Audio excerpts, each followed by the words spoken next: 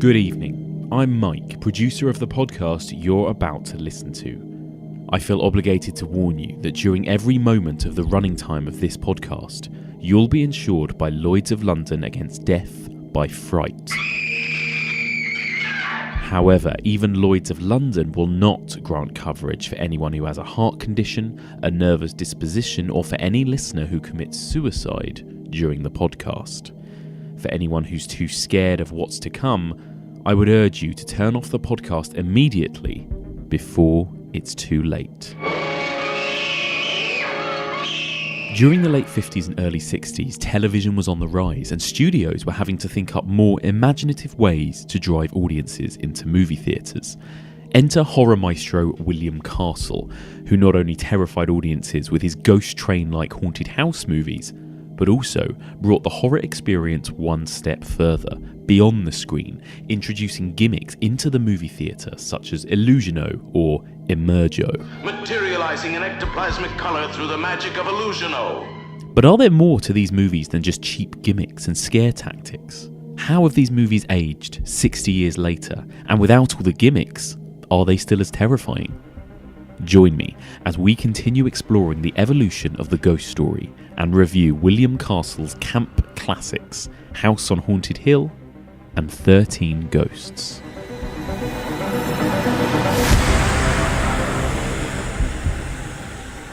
Do you believe in ghosts? I do. And you will too. Welcome back to the Evolution of Horror. My name is Mike, and as ever, I am your host. If you're joining us for the first time, then welcome. In this podcast, we explore and dissect the evolution of the horror genre by looking at particular subgenres across a number of weeks. We are currently in the midst of exploring the evolution of the ghost story, and this is part 2, in which we're going to delve into spoilerific reviews of William Castle's classic haunted house movies, House on Haunted Hill from 1959 and 13 Ghosts from 1960. Very, very exciting. Now, before we get started, don't forget you can get in touch with us in a number of different ways. You can email us. The email address is evolutionofhorror@gmail.com. You can find us on Twitter, that's @evolutionpod, or on Facebook, that's facebook.com/evolutionofhorror. And don't forget, if you want to catch up with previous episodes, there is a whole series on the evolution of the slasher and part 1 of the evolution of ghost stories last week with the brilliant filmmaker Andy Nyman. So you can find all of those episodes if you subscribe to us on iTunes or whatever podcast platform you use. But let's get started. Let's discuss all things William Castle. Now, joining me to discuss House on Haunted Hill and 13 Ghosts, I've got one of my favourite people. He is the programmer of the BFI Cult Strand. He's been on the podcast before discussing 80s slashers, and I cannot wait to have him back. So it is my great pleasure to welcome the brilliant Michael Blyth. Hello, Michael. Hello. Hello, how are you? I am very good, thank you. Excited for a Christmas break. I know, absolutely, aren't we all? I mean, at the point we're recording this right now, it's mid-December, so we're all very much in that kind of Christmas frame of mind right now. But this is going to go out in sort of mid-January, Michael. So tell me, for people listening to this right now, what have you got going on at the BFI? What can people look forward to? At the moment, we're kind of deep in programming for BFI Flair, the LGBT film festival that happens in March. Yes. So we're in the thick of it, watching as much work as we can, trying to find the best stuff to show. What's next in the Cult Strand? What can we expect? Have you got anything that's coming up? Sure, yeah, we've got a couple of exciting things. Being that February is a shorter month and March is taken up with Flair, we just have one title for each of those 2 months. So in February, I'm doing a screening of the director's cut of Lord of Illusions, the Clive Barker film. Oh, great. Which is, the third and final film that he made, feature film that he made as a director, and is absolutely the most underrated thing. Is it? I think he's done. It's great, really interesting, very strange. Again, it's a similar thing to Nightbreed, where it was kind of hacked by the studio. And he had a really horrible time making it, and kind of what was left was quite a compromised version of his vision. But I think the director's cut really does kind of put it back together somewhat, and I think you can really see what he was trying to do. It's a really quite extraordinary film, I think. Great, amazing. So that is on in February, is it? I'm going to check that out. It is, and then in March, it is Killer Clowns from Outer Space. Oh my God, incredible. Who needs to say anymore? Incredible. What a movie. Do you know what? I like it more and more every time I watch it, that film. It's one of those. It's a grower, I think. It is. Well, I don't know, actually. I saw it when I was pretty young, and I was like, yeah, that was pretty much the greatest film that I've ever seen.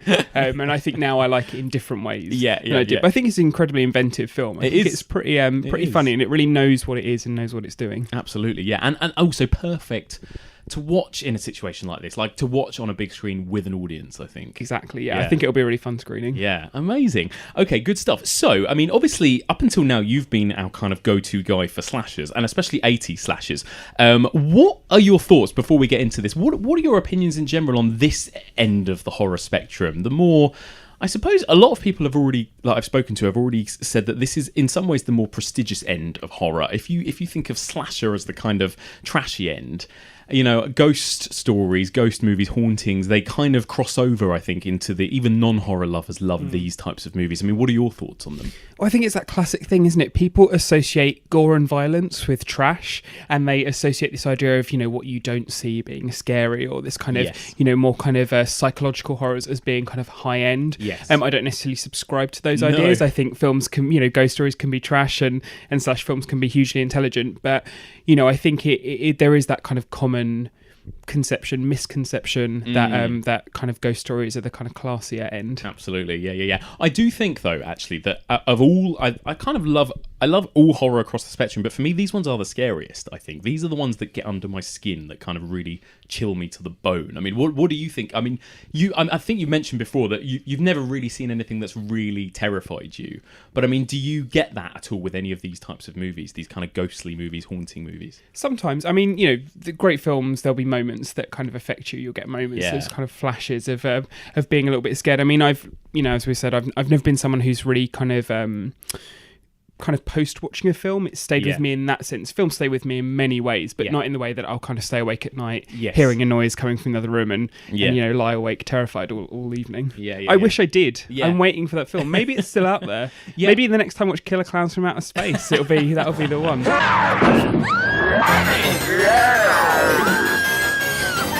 Actually, I was going to say, I think in terms of a recent one, which is, you know, kind of on a supernatural bent, is Under the Shadow. That kind of got to me. I think it had some moments in that really, you know, I thought this is pretty much as close as it gets to me being scared in the cinema right now. Definitely. Amazing film, yeah.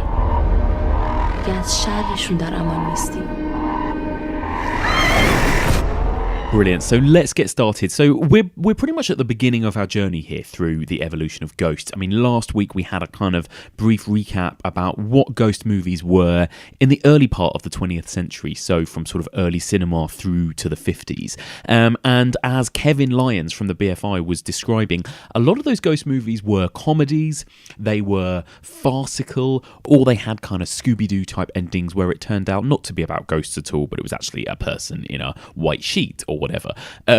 So as far as kind of serious, scary movies about haunted houses or about ghosts were concerned, there really hadn't been any, not any that were huge in sort of Western culture. You did have a lot of international cinema, like Japanese cinema, who were already embracing the kind of horror ghost story, but not so much in Britain or in Hollywood. Now, next week, we're going to be talking about movies like The Haunting and The Innocents, which are very much kind of game changers. They were the big, scary ghost movies that changed everything. But what we're talking about this week, The William Castle, is an interesting kind of transitional period, because these movies, they are quite scary. They are horror movies to an extent, but they have a bit of that old-fashioned fun ghost train element to them still, don't they? Yeah, absolutely. I mean, William Castle was a showman. He just wanted to show people a good time. I think and he wanted to show kids a good time as well. That was his audience. So I think, you know, he definitely wasn't making films that would fall into that kind of high end. Yes. What, you know, not what you see that scares you the most. You know, he wanted everyone to see everything. He wanted the ghosts up large on the screen and flying through the auditorium. So I know. You know, he was definitely you know, I would say, I mean, I love his films. I think he's great, and I think he's very imaginative in so many ways, but I think he's definitely a showman above being an auteur. An artist, absolutely. Yeah. So let's talk a little bit about him first of all. I mean, just for people that don't know anything about William Castle or have never heard of him, who is he? What kind of a person, what kind of a filmmaker was he? So he was, you know, when he first started making films, he just had a reputation for making kind of quick and easy B-movies. Yeah. So, you know, he was your kind of go-to director for these kind of crime capers and adventure stories and stuff. And I think, you know, for the first kind of 15 odd years of his career from the kind of mid to early 1940s, he was just churning out dozens of films a year. You know, he was a kind of go-to guy. And I think it never quite was what he wanted to be doing. It never quite fulfilled that kind of dream that he had until in, I believe it was 1958 when he made Macabre, which was his first kind of, all-out horror movie. Your attention, please. During every suspenseful moment of the running of the motion picture Macabre, the life of everyone in this theater will be insured by Lloyd's of London for $1,000 against death by fright. However, even Lloyd's of London will not grant coverage for any person with a known condition or for suicide by any member of the audience. He made that and it was a big success, and it kind of launched this new stage of his career where he became known as this kind of horror master, this kind of master of gimmicks, this, showman. And for the next kind of, decade or so, he just churned out a succession of really incredible, really inventive, fun ghost stories. And not just ghost stories, but horror movies. I am William Castle, the director of the motion picture you're about to see.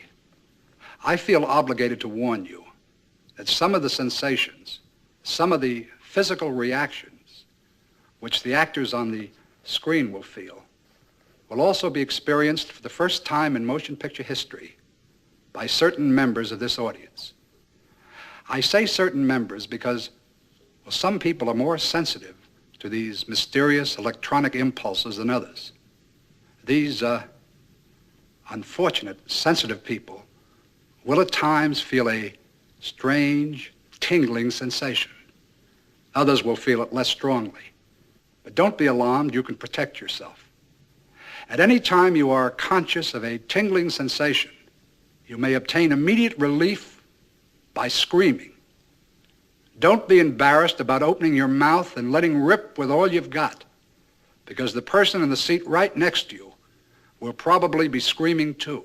It's kind of like a kind of B-movie version of Hitchcock almost, isn't he, in a way? You could draw comparisons, I think, in some ways, couldn't you? Absolutely, yeah. And I think that's the thing. And I think people talk about Castle being a kind of Hitchcock imitator. Right. But what's really interesting about the relationship between the two of them was The House on Haunted Hill and Macabre, these two kind of early Castle films that House that we're going to be talking about, actually inspired Hitchcock to make Psycho. Yes. He saw a filmmaker making these kind of down and dirty black and white horror movies that were hugely, hugely successful. Yeah. Maybe not by the critics, but by audiences. People loved them and flocked to them. There was such a kind of buzz around them. And that kind of inspired him to make Psycho. Good afternoon. Here we have a quiet little motel. It has now become known as the scene of the crime.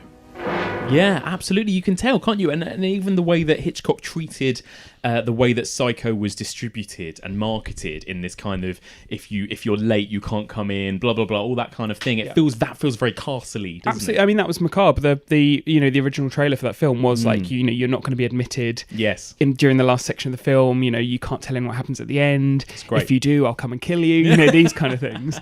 But also quite fun though. You can kind of take it even further with the kind of Castle Hitchcock borrowing from each other, because subsequently William Castle made a film called Homicidal, which is essentially his remake of Psycho. So it's kind of, it's interesting to see the kind of back and forth between the two, but where one is held in such high regard, the other is, kind of dismissed sometimes in certain circles. It's really interesting, and we'll get into this in more detail, but do you think it is because these movies, I can't help but watch these movies just in a frame of mind of, okay, I can see that in 1958 this would have been a fun, interesting gimmick or whatever.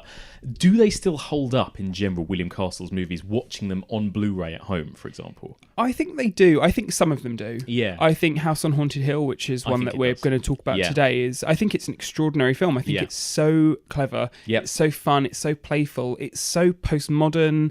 The way it kind of breaks the fourth wall, all these kind of different things. And I think he's doing a lot of things that people don't give him credit for as a filmmaker. I think he really speaks directly to audiences, and he lets you know that he's making this movie for you, for your enjoyment. And I think there's something about that makes for a really, it's a really kind of enjoyable, it's a really kind of warm feeling that you get from him. And I think this sense of like, it's your mate, he's kind of giving you a good time, and he wants you to have fun while you're watching his films. Yeah, there's a real sense of fun, absolutely. I think it's weird because actually I think it almost feels at the moment like we're in a bit of a place like that again, aren't we? With people like James Wan, even, I think there's an element of that these movies are almost like kind of ghost train movies where you go and watch them with mates, you see them in an audience, that kind of a thing. Absolutely, yeah. It's that kind of haunted house, fun fair kind of thing. And I think there is that definitely that kind of thing. I think seems to be kind of coming back. I think it is. You know, when It came out, and there was all these stories about people dressed as clowns in the cinema and all of that kind of thing. It's like that kind of gimmick is coming back. Maybe it's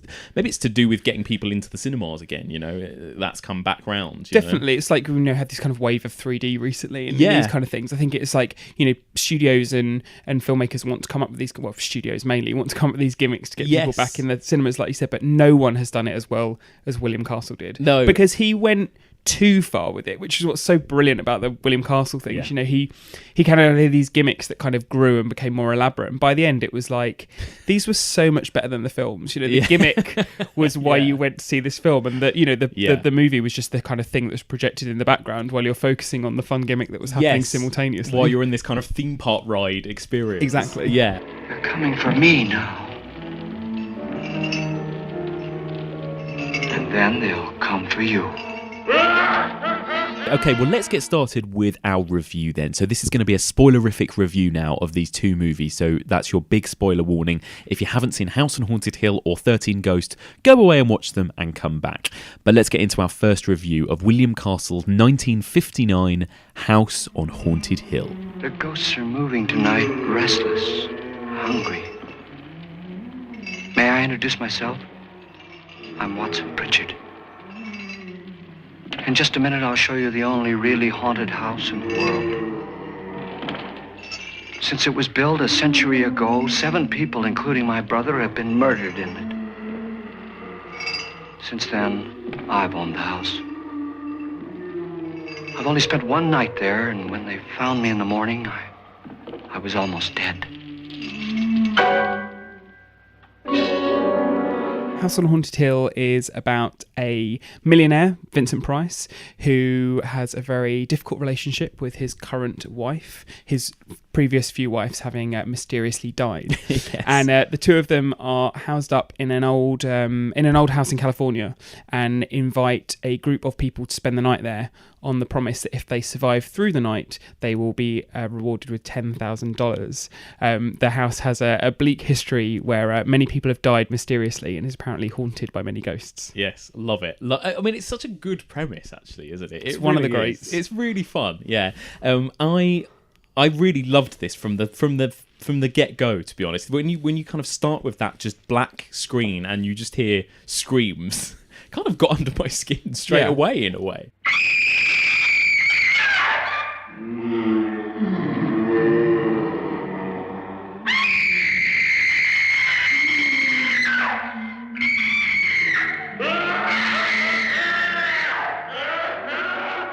Again, and it's like now it seems there's an element of it seems kind of laughable, but you kind of think back to this moment, it's 1958 and you're in this cinema and the lights go dark and there's just this screaming. I think it was quite inventive. It was quite unexpected for the time, and I think it really did show that these films could affect audiences. They weren't just gimmicks. They weren't just for show. Castle did at the same time want to scare you. Oh, 100%. And I think we'll get into this in a minute, but there are certain moments that are really well executed scares and jump scares in this. He clearly does know what he's doing. That's the thing. Do you remember the first time you ever watched this, where you were or what you thought of it the first time you saw it? I do. I was pretty young. I probably would have been 11 or 12 and it was on TV late one night and it was that thing, every week I would get the TV guide and I'd look through the week ahead and any films, particularly horror films that were going to be on, I'd circle them. I'd be like, that's when I set the recorder, that's when I stay up, these kind of things. And House on Haunted Hill was one of them, and it absolutely blew me away. I just thought I had no expectations for it. I didn't really know much about it. I didn't know who William Castle was. I think possibly this was my first Vincent Price film that I saw as well. It was for me as well. And I was just so affected by it in so many ways. And what's kind of interesting about it is, and I think that kind of always sticks in my mind, is I saw The Haunting around the same time. Yeah.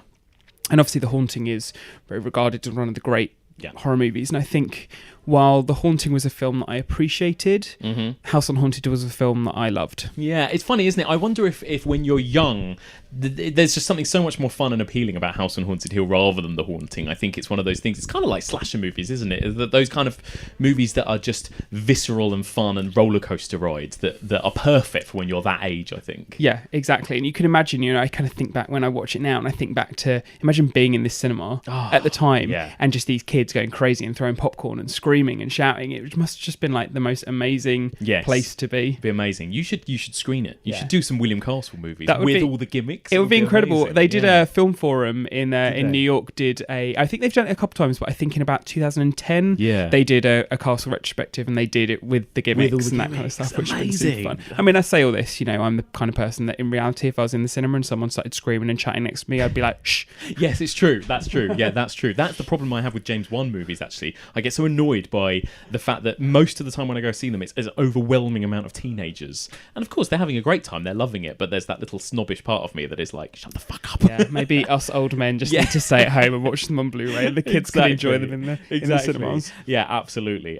But yeah, okay, so great. I had a very similar experience to you, actually. I saw it when I was very young. And I think it was my first Vincent Price movie as well. And I actually remember it being, I think, the first quote-unquote old horror movie I ever watched and really enjoyed as a kid, a kind of old black and white movie that genuinely scared me and made me laugh and thrilled me at the same time, and kind of I then wanted to show all my friends, Yeah, absolutely. It's so kind of fun and punchy and pacey, and I think it really grabs you instantly, and I think that was something similar to you that kind of struck me when I was younger, this idea that I had in my head perhaps when I was a kid that older films were a bit slower, or older films were like this, or this is what you could expect. And House on Haunted Hill started, and I was like, this film is so much fun straight away. This kind of voiceover that Vincent Price is doing, he's kind of welcoming you to the film, introducing you to the characters, telling you what's going on, all these different kind of things, and it was like you're being told a story.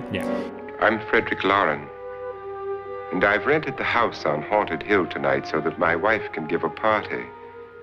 A haunted house party. She's so amusing. There'll be food and drink and ghosts, and perhaps even a few murders. You're all invited. If any of you will spend the next 12 hours in this house, I'll give you each $10,000, or your next of kin in case you don't survive.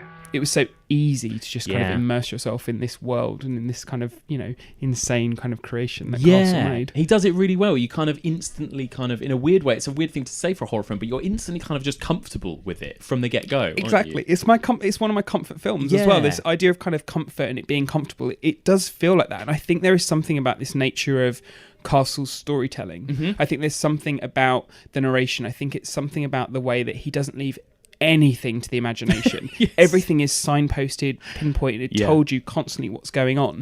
That you feel like you're in safe hands. You feel like you're a kid being told a bedtime story. There's something about it that's so safe. Yeah, absolutely right. Let's talk for a little bit about Vincent Price then, because this is the first time on this podcast, obviously he's not really been in many slashers. This is the first time I've had a chance to talk about Vincent Price.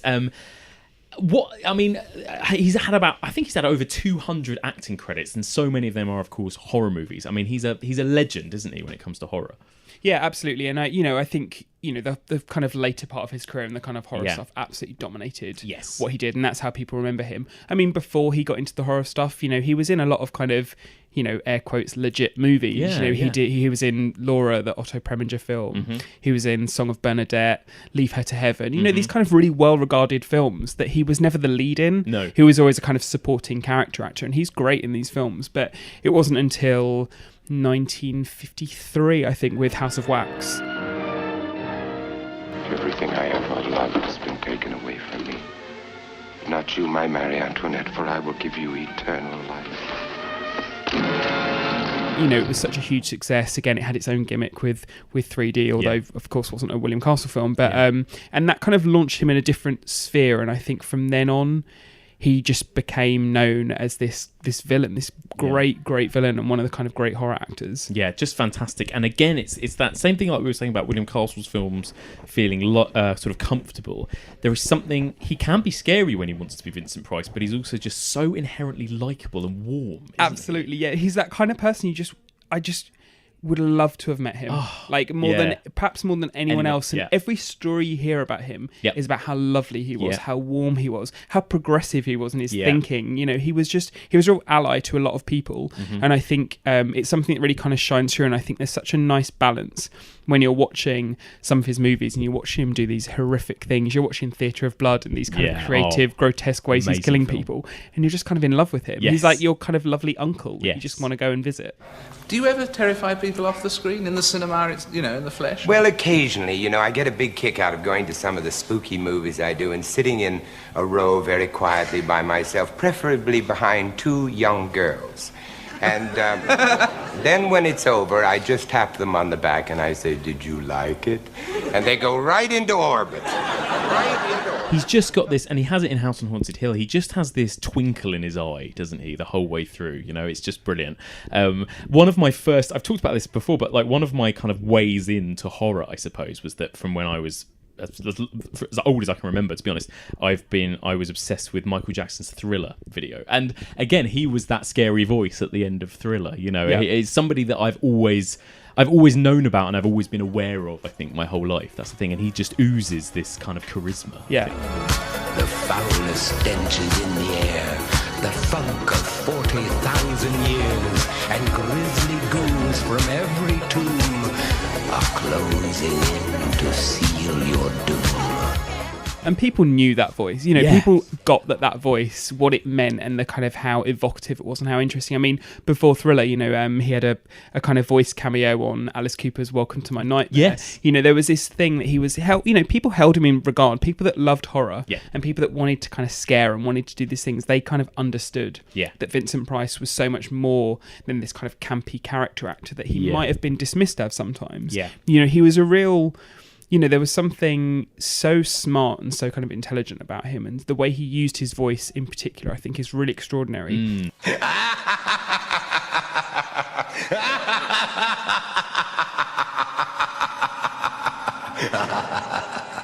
I wonder whether we still have those types of horror stars anymore.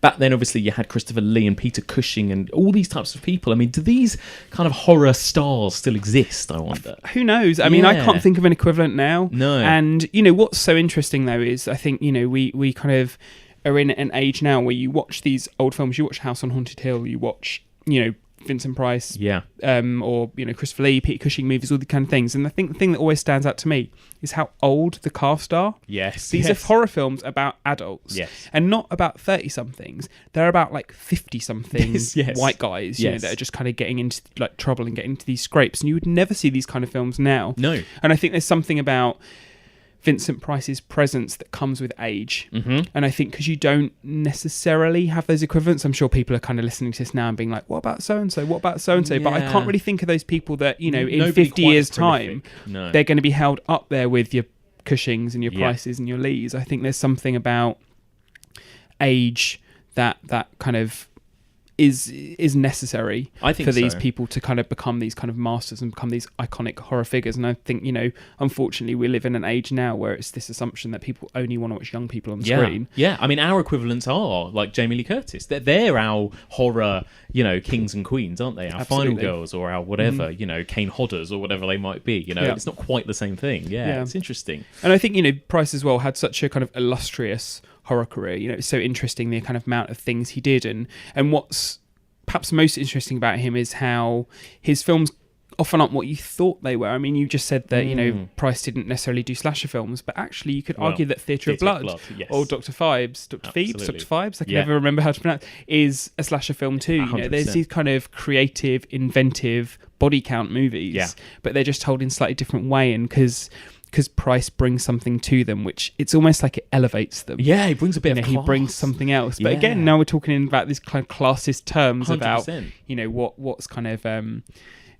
good horror and bad horror. Yeah, exactly. It's ridiculous. And also, the irony is that I think a lot of people do think of Vincent Price as being this campy B-movie guy, as opposed to Christopher Lee, who I think really, obviously, he's so well known, isn't he, for having wanted to escape that Dracula, that kind of being put in that box, whereas I think Vincent Price obviously embraced it and also was so much more than just what people thought of him as. Absolutely. And I think actually one of the saddest things is that, Vincent Price, when he died in the early 90s, and he had the last feature film that he did was Edward Scissorhands. Yeah. And I think that could have been a real turning point for him. Mm-hmm. I think it could have been something that would not just have brought him to a new generation, all these things, but kind of started him in this very kind of late career stage of, kind of big budget, respectable Hollywood movies. And I think, whereas Christopher Lee did all this with things like Lord of the Rings and, he got these kind of things, I that. think Vincent Price didn't quite get that moment. No. And I think it's so beautiful that he went out on Edward Scissorhands, and it's such a lovely role, and I think it's so perfect. And Tim Burton just loved him, didn't he? Wasn't Tim Burton's earliest film Vincent? That was about which Vincent Price did the voiceover for. It was the kind of stop motion animation film. Great stuff. So when this was first screened, obviously, as we've mentioned, William Castle was kind of known for his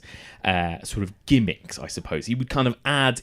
going to see a William Castle movie at the theatre, by the sounds of it, was this overall kind of experience. It wasn't just going to watch a movie, was it? So what was the kind of thing that he had for this movie? He had something called an Emergo? That's the one. So with this was at a point of real terror during the film, which is possibly one of the least terrifying moments in cinema history, it has to be said, where a skeleton kind of emerges from what is supposedly a vat of acid, and kind of slowly comes out and then starts kind of walking across the screen. At that moment, an actual kind of not an actual skeleton, a kind of plastic skeleton would emerge from behind the screen and fly over the audience. It kind of was, attached to some kind of rig and kind of went across, much to the horror or delight of all the kids in the audience.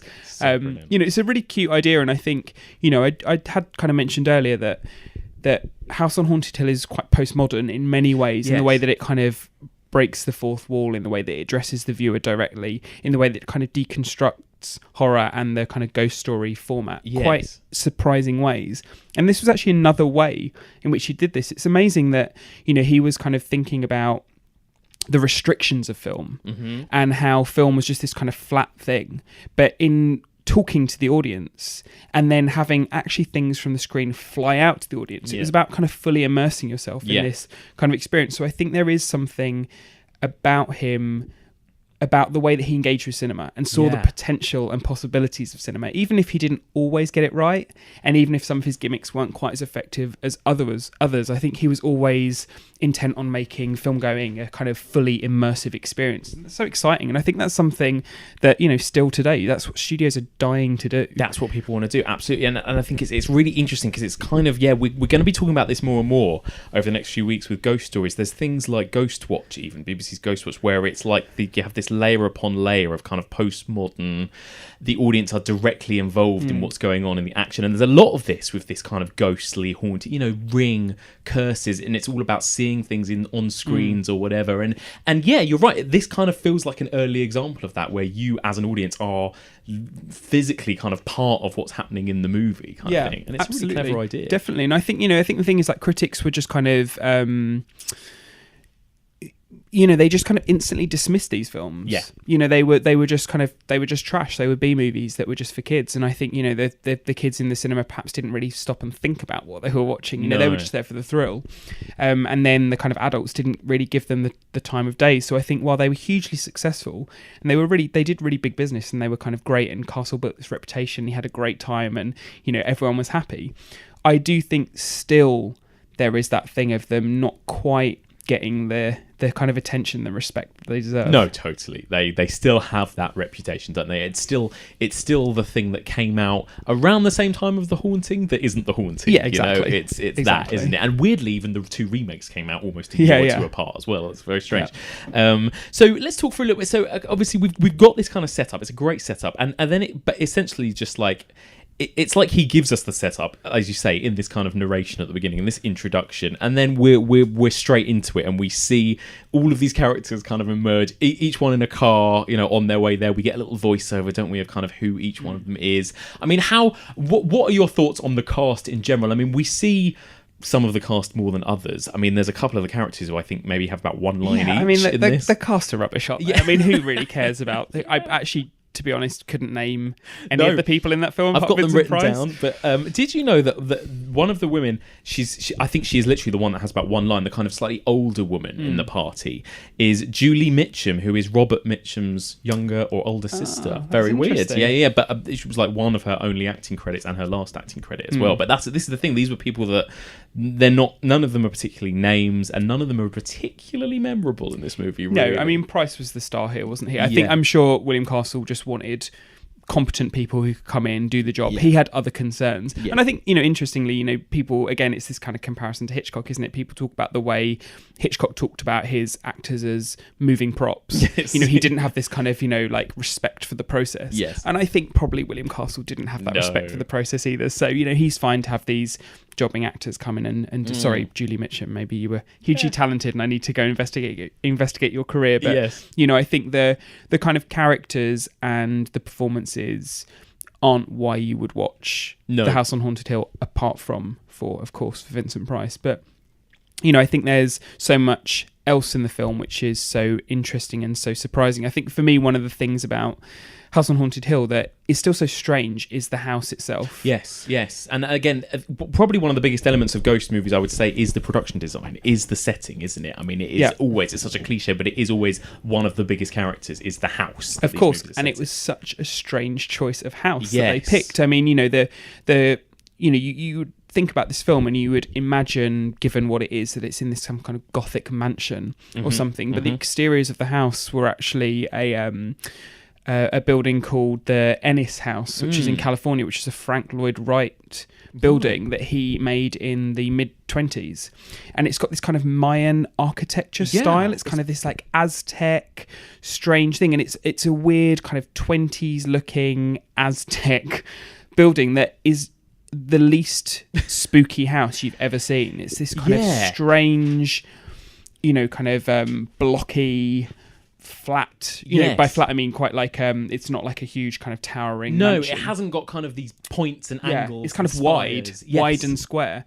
And then you move inside to the house and it becomes more of a kind of gothic Victorian kind of mansion type thing, although you can obviously see the budget where they only stay in certain bits of the house and actually the interiors don't look that sprawling as they try and make them. And then meanwhile on the poster for the film you have the exterior of the house, which is this big kind of 4-story, huge kind of haunted housey looking mansion. So it's kind of interesting that, this film is called The House on Haunted Hill, but the identity of the house is so confused through its marketing, through its exterior, through its interior.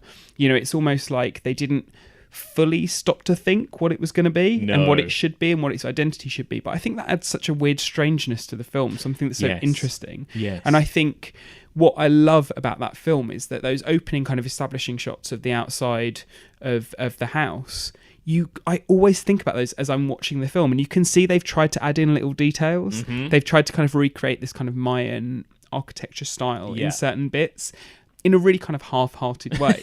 But I think there's something about trying to understand how this house, the interior of this house can fit into the exterior of the house, creates kind of an awkward and quite enjoyable tension. It's like The Shining, isn't it? I mean, there's whole films about that, isn't it? About how the geography of the room, of the house makes no sense. Exactly, and I think this film, more than any, is the least... that makes the least sense in terms of any kind of like architecture in film. It's really interesting, isn't it? And obviously we're going to get into this, but the fact of it is that it's not a haunted house. It's not really a ghost story. It's more this kind of, in some ways, a kind of Agatha Christie-esque whodunit, isn't it? That's the thing. It's like a murder mystery weekend type film where you've got a bunch of suspects in a house. Who is it that's doing it? Kind of thing. So actually, I suppose in some ways, the house, as it turns out, isn't important, as opposed to, again, comparing it to The Haunting, where it's so much about Hill House and the history of it and the character of it. And it turns out that, really, the house on Haunted Hill is not really important, is it? That's exactly. The thing. And, what's kind of fun about watching the film again is you kind of see these scares and how they're set up and how they're played out. And like you said earlier, I think some of them are incredibly effective. I think there's a kind of early scare with the housemaid kind of behind... Brilliant.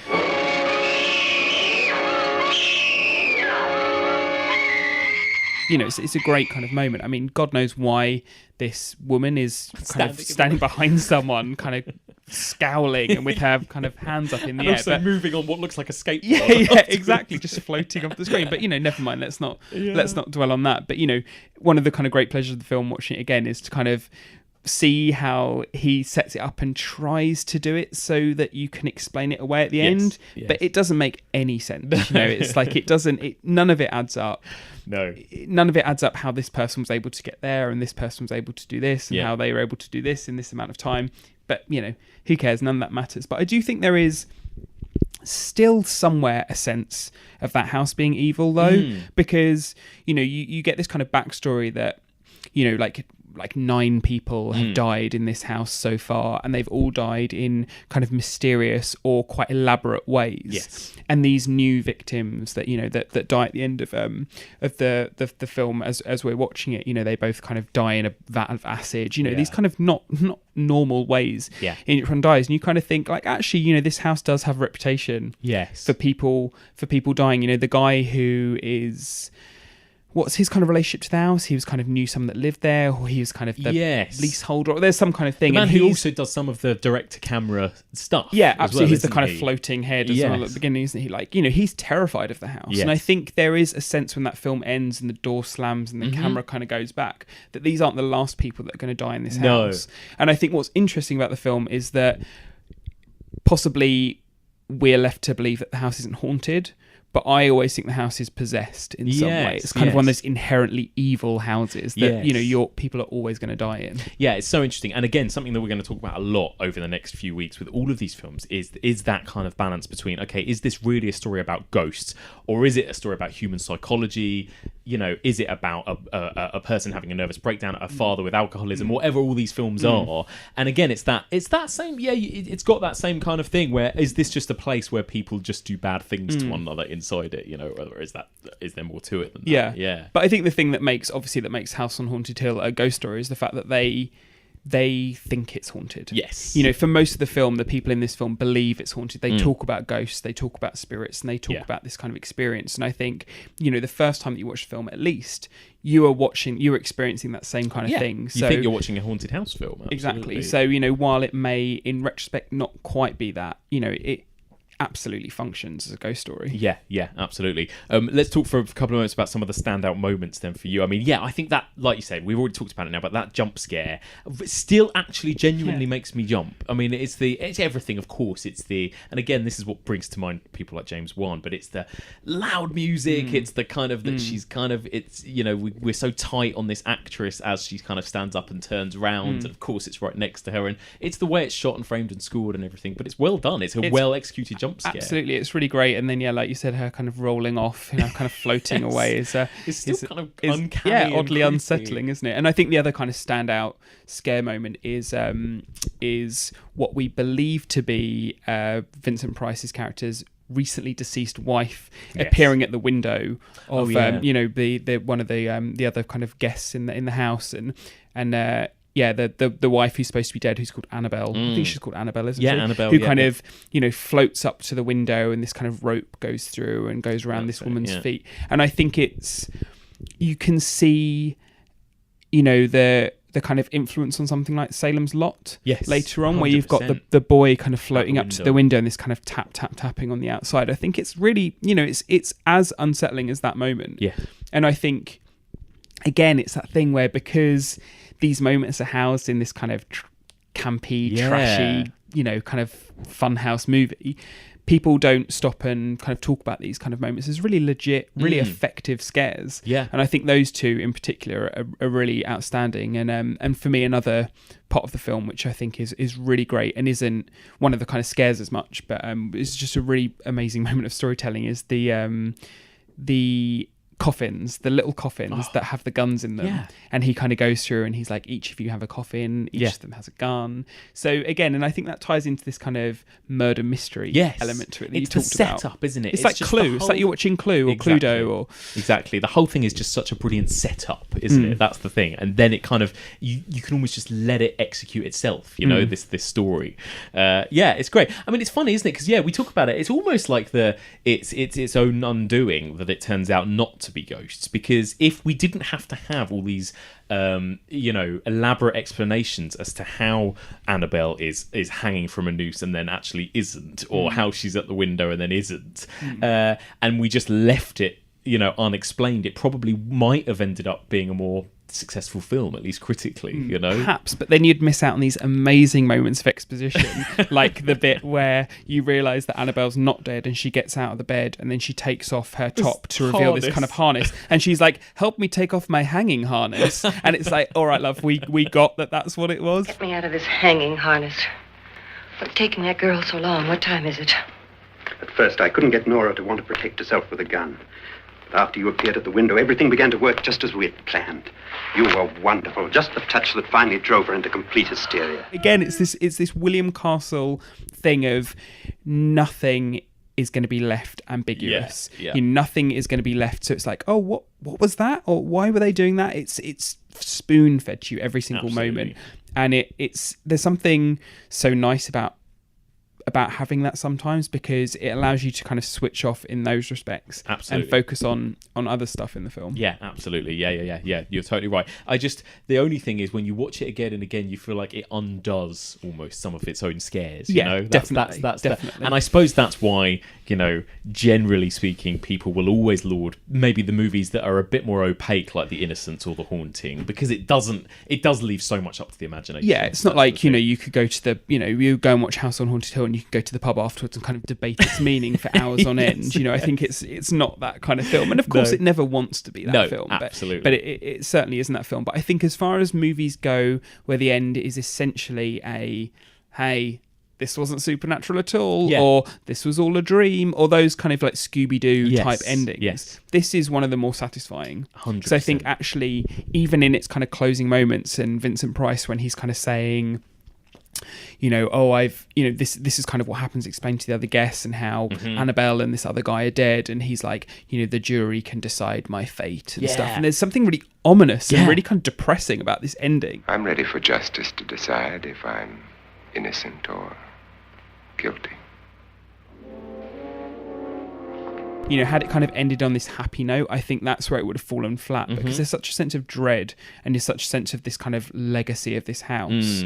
I think Castle gets away with kind of, the kind of little trick that he pulls on you at the end. That's it. He's just very good at executing these kind of strong sort of narrative divide. Like, it's just a strong ending, isn't it? That kind of piece to camera and the door slamming, and it's like, no matter what the explanation was, it's just a well-crafted, fun movie, isn't it? That's absolutely the thing. And actually, talking about the character of Annabelle, she's the one other character who I thought was quite interesting, and I actually quite liked the scenes between her and Vincent Price together. Yeah, absolutely. And how you never know whether they love each other, whether they want to murder each other, whether they're plotting against each other. Why do you always do that? It spoils the champagne.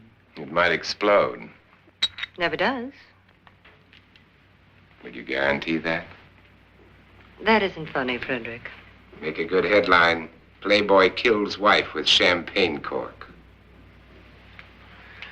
Will you join me?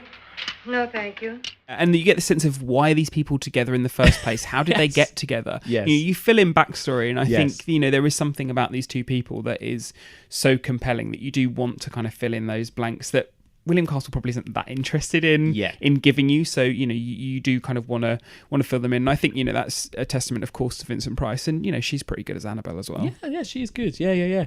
So the movie, when it came out, I don't think it did particularly have strong critical sort of reception, did it? But actually, I think it is one of those things where, in hindsight, if you look at now, for example, on Rotten Tomatoes, it's got like 95%. I think it is now, which isn't the case for 13 Ghosts, which we'll get into. So I think it is now that people do see that it's a really well-made piece of work, isn't it? Yeah, absolutely. And do you know what? It was enough of it had enough of a reputation that it got remade. There was something about it that kind of, filmmakers felt that they wanted to return to. 6 strangers have been invited to a party.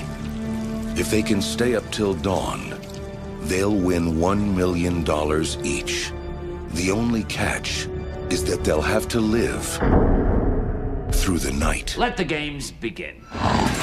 You know what? I actually quite like the remake. Yes, well, I was going to ask you about the remake. So this, definitely, and I think especially in comparison to The Haunting, which next week we're going to talk about the remake of that as well, which was so terrible. So terrible.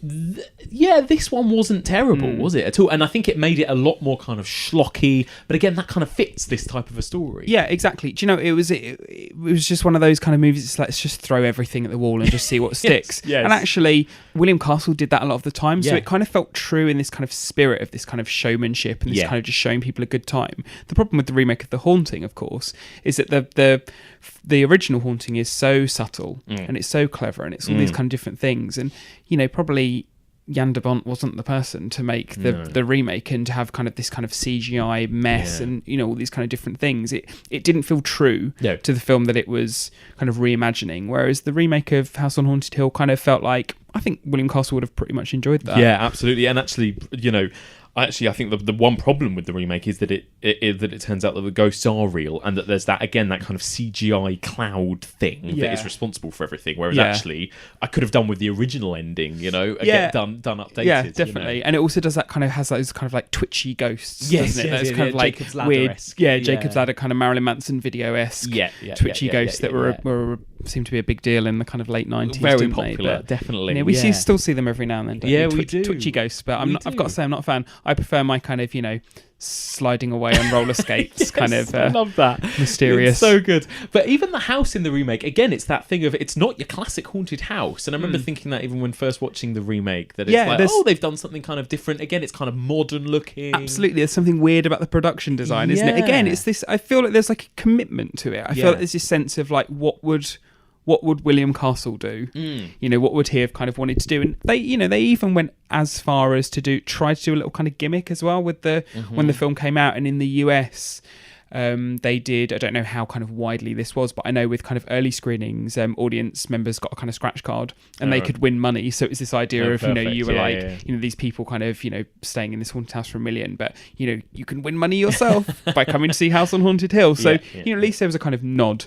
to trying to recreate this thing and kind of capture the spirit of Castle. Yeah, they absolutely did, didn't they? I mean, I think even in the story, because, you know, you've got Jeffrey Rush, who's playing Vincent Price's character, and he is this trickster, because at the beginning it sets him up as running this theme park where the theme park pretend, you know, people think a roller coaster's crashed and it's all part of the ride, and so it's all, you know, interweaved into the story, which I love. I love that opening. Yeah, it's great, really clever. Yeah. They're on that kind of elevator ride that you think is going to crash and stuff. Yeah, it's great. Good fun. So overall, kind of thumbs up for House on Haunted Hill. 2 enthusiastic thumbs up. One of my favourites. Absolutely, and it is interesting. And you know, as we say, it's not even a ghost movie as it turns out, but it is. I mean, obviously it's set up that way.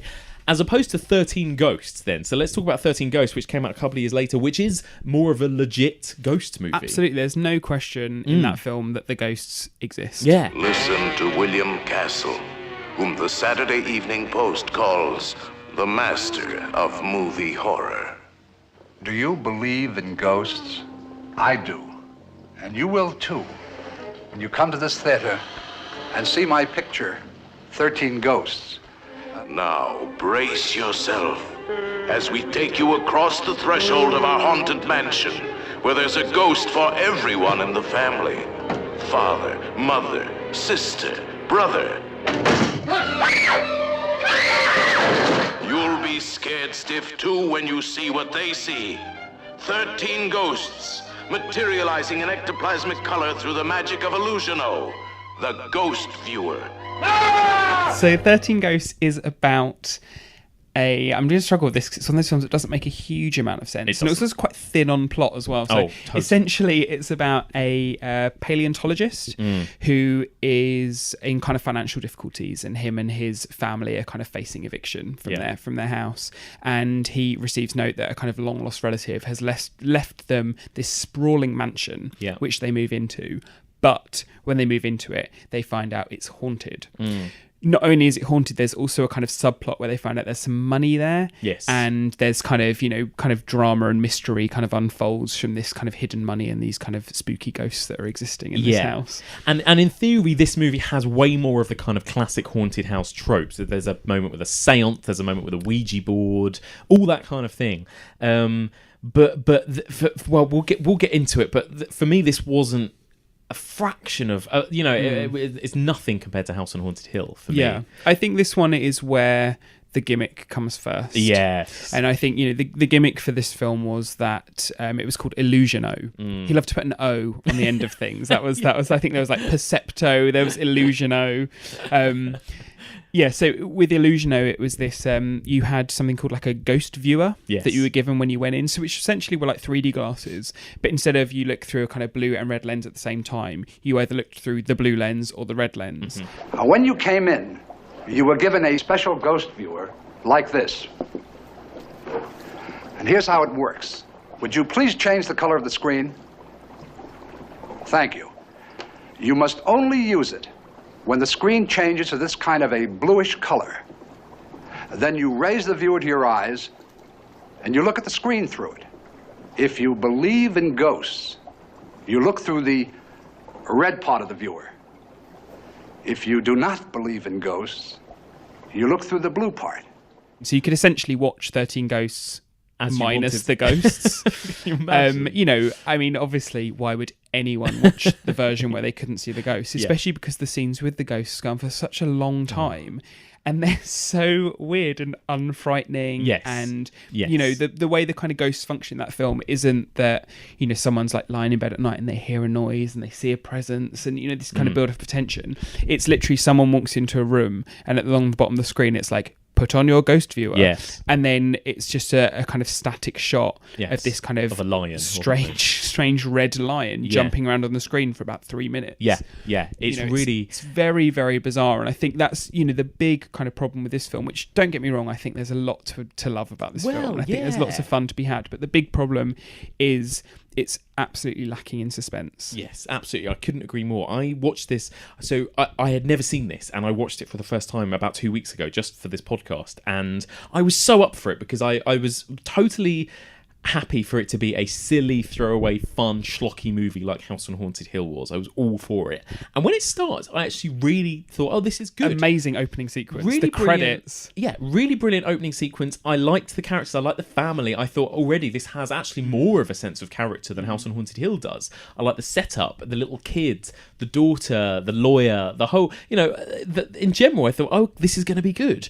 And then, like you say, the problem, it all falls down in the second half when it becomes a ghost movie, when suddenly they move to this house and start seeing ghosts, and it is like, whoa, I've been sitting here for, like you say, 5 or 6 minutes just watching a lion being tamed, a kind of semi-transparent lion, it's so and strange. A little boy reacting to it, and it is, and that is where you go, okay, I'm sure that back in the day watching this through those red goggles or whatever must have been great fun, but it's so lost now, 50, 60 years later. And I think 13 Ghosts is probably one of the ones where watching it at home on your own, it's kind of most unfair on the film. I think that was a film that was made to watch in a cinema. It was made to watch with the gimmick. It was absolutely about that. I think it's not a film so much to kind of enjoy on your own. That said, I do think there's a lot to enjoy in it, and you mentioned the moment with the Ouija board, which I think is really incredibly effective. That's good. That scene, and it kind of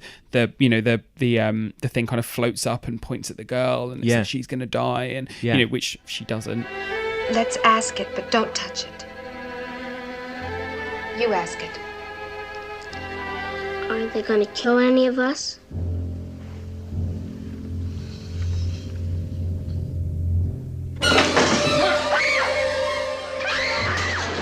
At this point, I was still totally with it and thinking this is getting good. This is where it's going to start to all kick off. And it's just such a shame that it's such a letdown in the second half, sadly. And it just feels a bit long and dull, as it goes absolutely. on. And I think, I remember reading something, because all these kind of these William Castle horror movies around this time, they were written by a guy called Rob White. Yes. And they were, the two of them kind of frequently collaborated, and I did read something that apparently they didn't get on, which I didn't want to read anymore because I don't want anything about William Castle being ruined for me, because I just think he seems like the loveliest guy in the world, and I don't want to read something that says that he was this horrible tyrant and no one liked working with him. I'm sure it's Robert White. I'm happy in my ignorant bliss.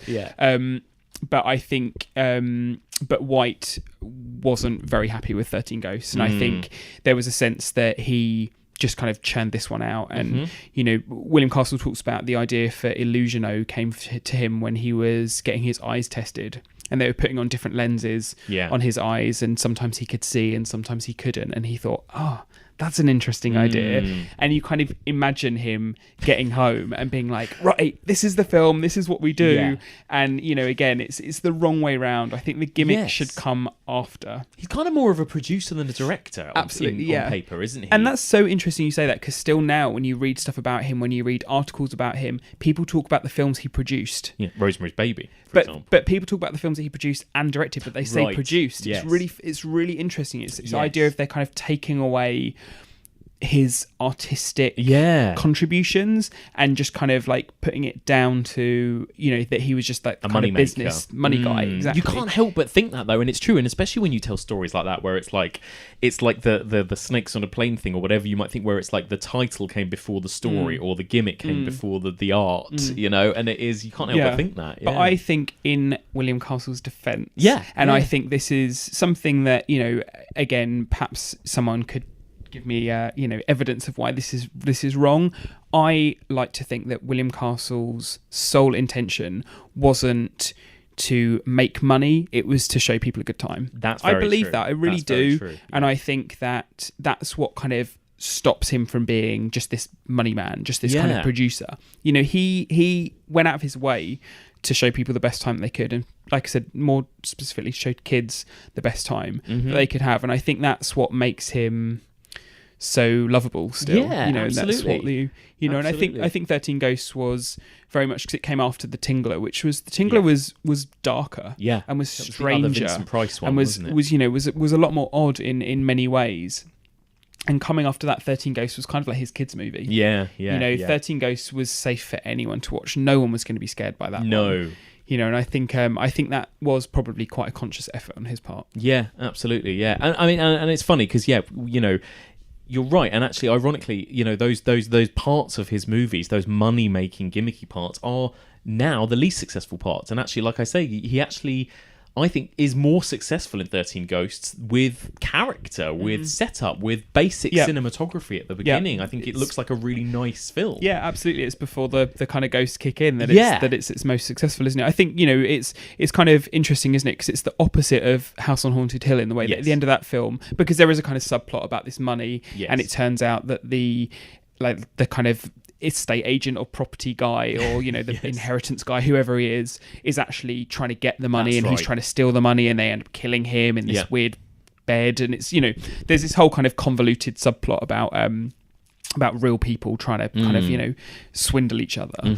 But in amongst that, the ghosts still exist. They're still real, the ghosts at the end of the film, and they decide to stay in this house, and it's like the ghosts, they'll be back kind of thing. You know, it's this kind of like winking moment at the screen. So where you've got House on Haunted Hill, where the film at the end is like, oh, maybe ghosts don't exist.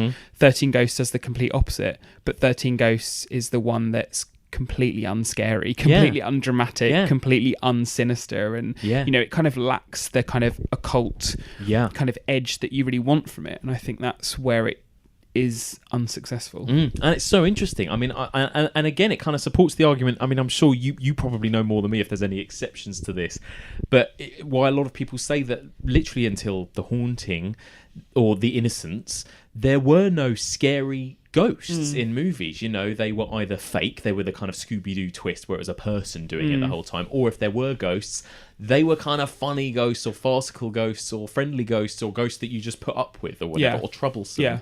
And it wasn't until after these movies that you got that change. You know? Absolutely. And I think, you know, Castle was so integral to that change. He was doing things, he was trying to cover all bases. He was being like, ghosts do exist, ghosts don't exist, they can be scary, they can be funny, they can be all these different things, but sometimes it just got a little bit kind of messy. Absolutely. Sometimes he just wanted to do too much. Absolutely. You know? And if you disregard the kind of narrative, that actually you can see the seeds are sown there, and just in terms of pure filmmaking and the way these scares are executed, the production design, the lighting, the sound design, I think, you know, that idea of starting with a black screen and just hearing the screen, you know, that's The Innocents, you know, there's so many things like that, you know, where I think, I'm sure he did make a huge difference in the genre, didn't he? He influenced a lot of filmmakers, absolutely. Sure. And again, this sense of, you know, kind of postmodernism is so integral to 13 Ghosts. I mean, that film it actually began with Castle himself giving an introduction. I think the kind of versions that you can teaches you how to do it. There's a little moment he's like chatting to this skeleton that's in his room. At the end of the film it cuts back to William Castle and he's like, if you still don't believe in ghosts, when you get home, why don't you put on your ghost viewfinder and see how you fare. Just a moment before you leave. If any of you are not yet convinced there really are ghosts, take the supernatural viewer home with you. And tonight, when you're alone and your room is in darkness, look through the red part of the viewer, if you dare. So I think there's this kind of sense of him presenting his film to you and him kind of being the host of this film. And also, at the end of the day, him always being like, this is only a film. Exactly. And I think that's one of those things that horror filmmakers, people making maybe more kind of cerebral ghost stories, you don't want to be like, this is only a film. No. You want to be fully immersed in it. And I think that's kind of, you can see where William Castle's kind of intentions and where what he wants to do isn't always absolutely to scare you. Absolutely. He just wants you to laugh. Yeah, absolutely. And that's what's interesting about the ghost genre, if you can even call it that, because it's so broad. And you've got everything from kind of Ghostbusters and Blyth Spirit and Beetlejuice all the way to the really terrifying end of the spectrum, and it can be anything, can't it? That's the thing, and that's what's quite nice. And you see shades of Ghostbusters and Beetlejuice in 13 Ghosts, 100%, which is what's really interesting. In 13 Ghosts, the like great uncle who leaves the house with them was essentially a ghost hunter. He was like trapping ghosts and kind of they were living in his house.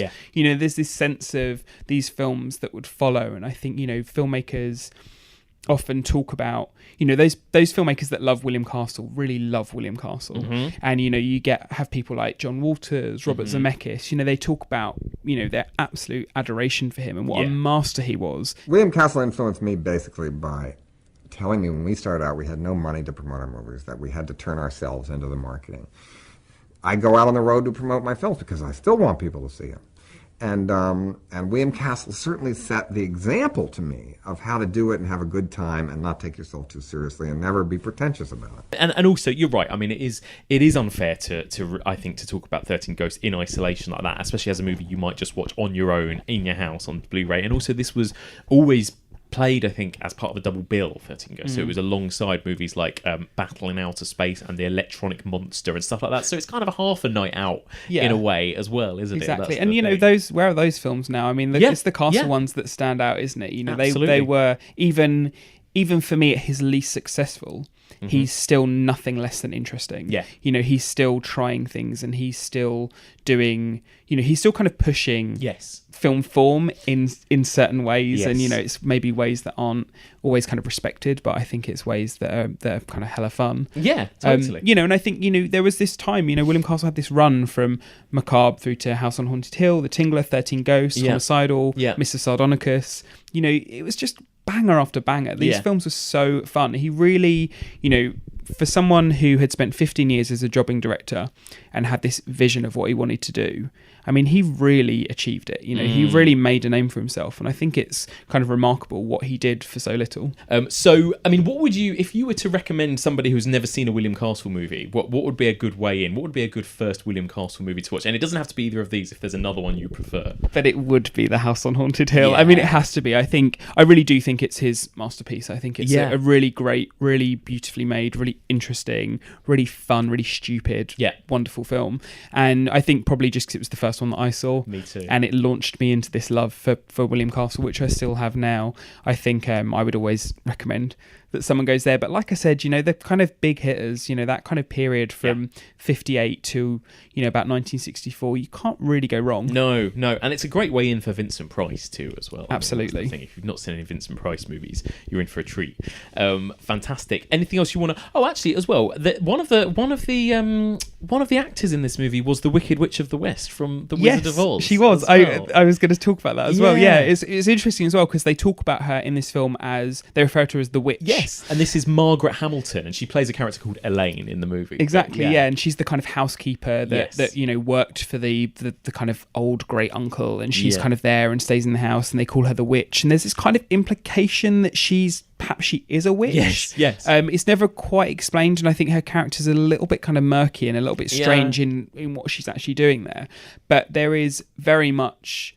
It's another level of this kind of postmodernism and this kind of self-reflexiveness. Yeah, it's a very Kevin Williamson-esque thing to do, isn't it? 100%, of course, yeah, exactly. So, she's cast because she's the Wicked Witch of the West, because she's so recognisable. But it's kind of doing something different with that. And you kind of watching that film, you can imagine when, people would have first seen it, thinking she was going to be this villain, thinking she was going to be awful, kind of watch out for her. Yeah. So it's his way of kind of wrong-footing you. Yeah. She's the red herring in that film. And, he's really kind of playing on her star persona by putting her in this film and kind of casting her in this way. Yeah. I don't think, again, it's entirely successful, because I think she's kind of wasted in that film, because I think, she's not given quite enough to do. And it's actually lovely to see her out of the green makeup. Yeah. And, just kind of acting in, being a kind of... like a real person, but whatever chilling, that means. But I think it is kind of interesting her casting, but it doesn't quite go where you want it to go. Yeah, exactly. Yeah, absolutely. Yeah. But I think that's 13 Ghosts in a nutshell. Yes, it is. It's like it's a nice try, watch. but you didn't quite manage it that time. Yeah, and actually, again, probably benefited from a remake, and the remake isn't terrible. Again, I mean, this is where we're going to fall out. Really? I think the remake is terrible. Oh, okay. I mean, I thought it was throwaway fun, in the same way that a lot of those remakes at the time were. I mean, I probably quite enjoyed it when I watched it. But I mean, it's like all of those movies from that era, too much CGI, and 100%. It's just there was that era, wasn't there? Was ghost shit.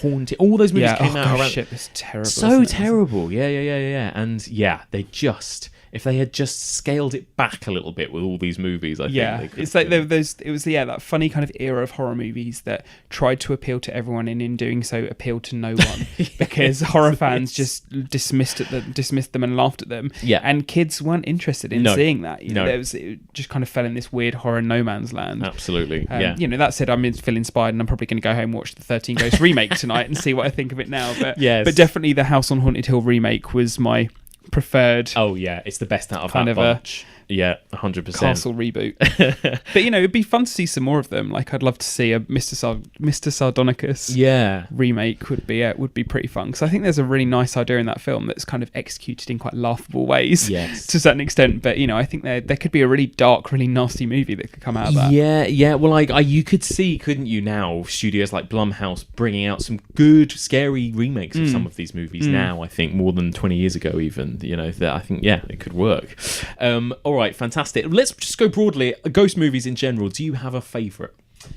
I should have thought about this, shouldn't I? Of course you were going to ask me this. What is my favourite ghost movie? It's hard because it's so broad. It really is. It's so broad. I probably would come up with a different answer if you asked me in 10 minutes' time, but the thing that springs to mind is The Innocents, which, it's no surprise that I love that film. It's a great movie. I mean, even during this conversation, which is about William Castle, I think we've mentioned The Innocents like 4 times already. I've compared it comes up in conversation with every other haunted house movie we've talked about, from The Others to The Orphanage to Poltergeist to The Shining. Even The Innocents gets brought up. It's just so perfect. It's really, really extraordinary. So I think I'd probably, as the kind of purest, most perfect ghost story, I'd probably pick that. But genuinely, House on Haunted Hill would be up there for me too. Yeah, it's fantastic. It's great fun. And also, what I'm really excited to talk about a lot with this is that we're kind of branching out from movies and talking about TV too. And just some of those BBC ghost stories from the 70s are incredible. Some of the best horror I have seen on screen, period. Like, 100%. I just think it's wonderful. Yeah, Whistle and I'll Come to You is just an absolute masterpiece. Yeah. So amazing. Casting the Runes. Yep. So great. Incredible. The what was the Signalman? The Signalman. Really amazing one. The Stone Tape. Yeah, the Stone Tape. All of these. I mean, Ghost Watch, that, a bit later, which we talked about. I mean, and actually, I'm going to go back in time to you asking me. Yeah, go on. The film that kind of scared me being like, oh, I'm never scared. Yeah. When I saw Ghost Watch. as with everyone else in the world. Yeah. I was absolutely terrified. I and I actually watched it again, the Halloween just gone, which I always watch it every year. And it still affects me. There's still something about it that really gets to you. I think it's so extraordinary. It's incredible. I just watched it. I'd never seen it. It was a big blind spot for me. I just watched it for the very first time last night, and what? I know, and I couldn't believe it. I think I was ready to appreciate it on a level of, okay, I'm sure at the time this is brilliant, and I it's like the Blair Witch, regardless of whether or not you think it's real, it doesn't matter. It's just a perfectly executed scary movie. It's just brilliant. It's absolutely brilliant. I couldn't fault it, to be absolutely honest. And Ghostwatch is extraordinary how far it goes and how dark it goes as well. It goes, you go into things of kind of child abuse and murder and all this kind of history of this house and these people that live there. It's really, really dark. And also, let us not forget the glory hole, which is mentioned several times throughout. I mean, again, I do wish actually that I hadn't. I laughed like a child. I sniggered every time, and it kind of brought me out of it. I was like, "Oh, please stop talking about glory holes." But it was just so brilliant. It was so brilliant. It's absolutely extraordinary, and it really, really does stand up. Yeah, brilliant. Well, thank you so much again for joining me, Michael. I mean, we didn't think there'd be much to say about William Castle, and yet we've talked for over an hour about William Castle. I knew there would. Brilliant. Just tell everyone one more time if they want to find what's coming up in terms of BFI, what you're doing, Flair, Cult, that kind of stuff. Where can people find the details? So if you just look on the BFI website, there's a monthly Cult strand, like I said. So we'll be announcing more stuff throughout the year, and then there will be the bigger Cult strand as part of the London Film Festival in October. Awesome. Thank you so much. Thanks for having me. And that's it for this week. Thank you so much for listening, and a huge thank you once again to Michael Blyth. You were brilliant as ever. And Michael Blyth, of course, will be back again on the podcast very, very soon. So don't forget, if you want to get in touch with us in any way, then please do. What do you think of William Castle's ghost movies? Were we a bit harsh there on 13 Ghosts? Do you think there's a bit more to this film than the kind of cheap, cheesy gimmicks? Give us your opinion. You can tweet us at EvolutionPod. You can find us on Facebook. That's facebook.com/evolutionofhorror. Or you can email. It's evolutionofhorror@gmail.com. You could also join the discussion group. There's the Evolution of Horror discussion group where you can meet and discuss these movies with other listeners. Everyone gets involved in sort of sharing their opinions on ghost movies, on the movies we discuss each week, or on any other random horror-related topic. So you can find that group on Facebook. And if you get a chance, please do subscribe to us on iTunes, and if you can, please leave me a little rating or review on iTunes, preferably a 5-star one. And if you do, I will give you a shout out at some point in the next couple of weeks. So, on to next week then, as we continue our journey through the evolution of the ghost story. Now, next week, it's the biggie. We're going to be discussing 2 game-changing movies from the early 60s, both absolute classics, both masterpieces, both terrifying and both completely timeless. I am, of course, talking about Jack Clayton's brilliant The Innocents from 1961 and Robert Wise's The Haunting from 1963. 2 absolutely incredible movies. 2 movies that could each warrant a sort of 6-hour-long discussion, I would have thought, but we're going to try and cram both movies into 1 week, so let's see how we do. And joining me to discuss that, I'm very, very excited. I've actually got a horror film producer coming to join me. Her name is Jen Handorf, and she has produced a huge amount of wonderful, brilliant British horror movies over the last few years, including the fantastic and terrifying found footage movie The Borderlands from a few years ago, and even Alice Lowe's amazing directorial debut from last year, Prevenge. So she really knows her stuff when it comes to horror and genre movies, and she is going to be joining me to discuss these 2 absolute classics. Cannot wait. So join me next week for all of this and more on the evolution of horror.